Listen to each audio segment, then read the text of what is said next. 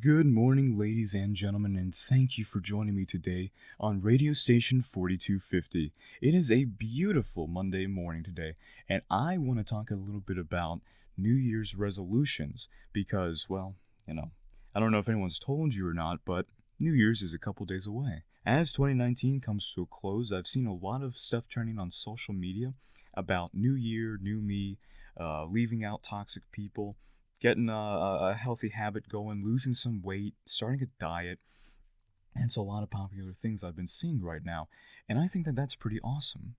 There are people who think that resolutions are a bit silly or they just don't need to have any because they're, content or fine or happy with who they are right now. And I think that's okay as well. But there's no better and more iconic milestone than the end of a year and starting on a whole new one to begin a new goal for yourself. Whether it's to, diet or exercise more or make some friends or kick some people out of your life that you don't need in your life. And while it's good to make these goals for yourself, oftentimes people end up falling short of that. I can't tell you how many times I've heard someone say that they're going to start a diet, and then 4 or 5 weeks down the road that they're just like into January, kind of beginning of February, and then they quit it, and they just get tired of it. And I can't tell you how many times I've seen people waste money by getting a gym membership, and then maybe in February, March time, after they've started getting their gains on, lifting weights and trying to lose a couple pounds, that they just end up quitting. They'll get sick or they'll get sick of it or get the lazy bug, and then those New Year's resolutions, those plans just go right out the drain. And I think that's a very unfortunate thing. And I think people don't always put the time and effort that they should into thinking about their New Year's resolutions. Or even if it's not time and effort, people still make these little itty bitty mistakes. And they kind of trick themselves out into thinking that through these moments of impulsive inspiration in spite of the new year, that they can start these new goals, but then they don't really have a mindset for the longevity of those goals. And so I want to give you guys a little bit of advice on how to capitalize on New Year's resolutions and truly achieve New Year, New Me, or just a little bit of self improvement. And step number one is, guys, don't start on New Year's Day. Give yourself like a few days at least after January or even a week and sit there and make a plan.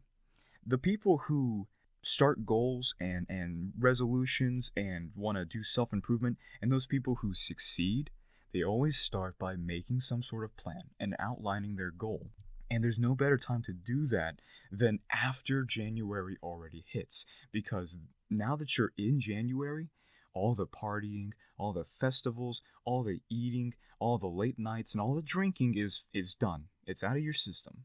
And then when January rolls around, you're back to work, you're back to your school schedules, and so there's no better time to start planning for all this when all of that is over. If you try to start it on January 1st, I mean, you can be successful. But it is to go without saying that starting it right on January when you're trying to get out of the mindset of partying and having a good time and you're having to say goodbye to all the festivities, it can be really, really difficult to give yourself the motivation to start on those good habits. So take yourself a little bit of time to just plan it out. Because if you're planning and you're doing some research maybe on your perfect diet or your perfect weight loss program, or you're maybe looking up locations that you can start a new hobby or make new friends, then you're still putting work into your resolution. You're still putting effort into trying to improve yourself. If you're making a plan, you're not procrastinating. You're just making a plan, which is half of the steps to doing all of this anyways. So don't fear about trying to start, and don't get worried and anxious and nervous about starting right on New Year's. Give yourself some time and then do it a little bit after you've made a good plan. And step number two is understanding your limits. This is probably the most obvious one, and I'll make it real quick. Don't bite off more than you can chew.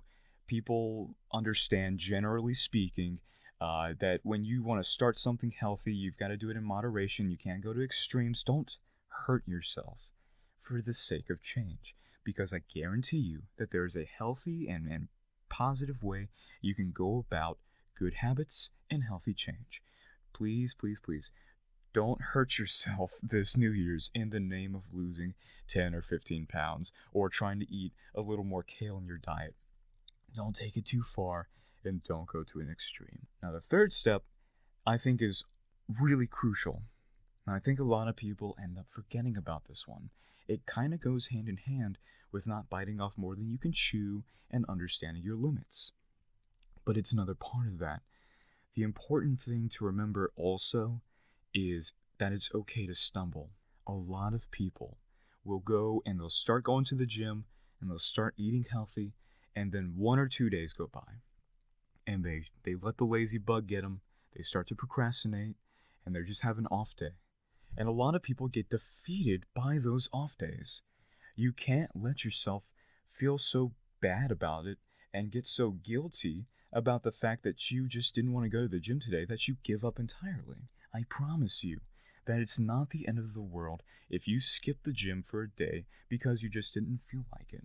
What you need to do, however, is no matter how long your break is, no matter how long you procrastinate, you need to make sure that you develop the discipline to get back up and get going on it again. For example, I do exercising myself, and sometimes I'll take a whole week and I won't exercise because I'm just super busy, or I'm house sitting somewhere, or it's just not a good time. Maybe I even just feel lazy. But I always have the discipline to get back up and say, hey, you know what?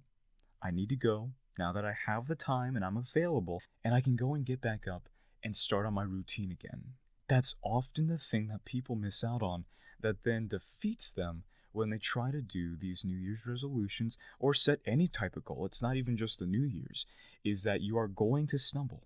It is okay to stumble as long as you have the discipline to get back up and start again. Because let's face it, you're not going to be perfect. You're not going to be a super athlete, and you're not going to be the spot-on perfect dieter that never fails. You're going to have these moments of time where you sort of slip and you sort of maybe procrastinate or give up on it. And don't let your guilt that you're going to have because you procrastinated on going out to the gym or continuing on with your habit psych you out and make you think that there's no point in getting back up and starting again because I've already failed because I ate a cake, or I went a week and a half without going to the gym and exercising. That's not the case. If you get back up, I promise you, you're going to be making more progress than if you're just sitting down and giving up. That's just a fact. And once you can accomplish that, it gets really easy. Experience and repetition will make your habits grounded inside of you, and so it becomes easier and more natural in your daily routine. And that's about it. Just repeat the process of steps 2 and 3, and you've just about got it there. Anyone who succeeds can tell you that really starting is the hardest part. Once you can learn what you're doing, learn a bit more about yourself, push the boundaries, and start to see the results, then it gets a lot easier. But that's going to take time. You have to be patient about it.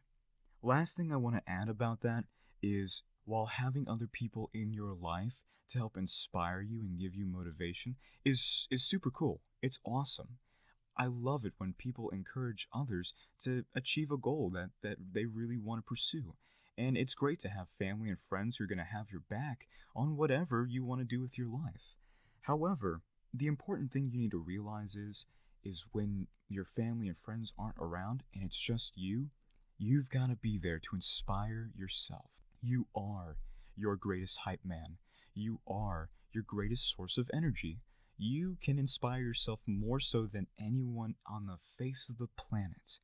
And so while it's nice having people around you to support you, always remember that if you want to be successful, you've got to start with yourself and inspire yourself, because you're the one who keeps you going. You're the one who has control over sleeping in and skipping out on the gym, or staying at home and not going out and meeting new people, making new friends.